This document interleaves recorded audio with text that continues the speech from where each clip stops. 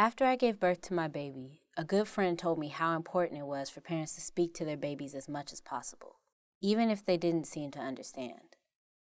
She told me that talking to my baby with love and patience could help his brain grow.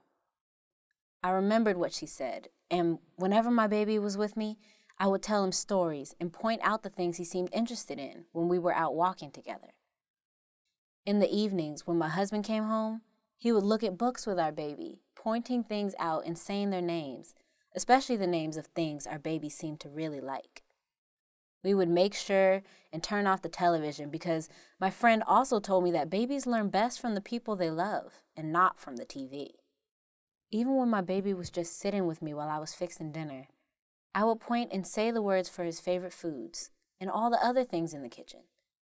I would try explaining to him what I was busy with, and even though he never answered back when he was real little, I could tell that he was listening to me and learning. Now that my baby is older, I know that speaking to him a lot has helped to build his brain and make him smarter. When he got big enough, he started pointing things out to me and saying some of those words back to me. I was real surprised and happy when I started seeing the results of all that talking. Last week, that little boy graduated from high school and gave the school graduation speech. I was so proud, and I realized that all of the hard work we put into raising our kids really does pay off. Being a mother is a big responsibility, and sometimes it's easy to forget that our babies are listening and learning from everything we do. Even when we mothers get upset, it upsets our babies just as much. When people are shouting or fighting, our babies get stressed, and that can stop them from growing and learning.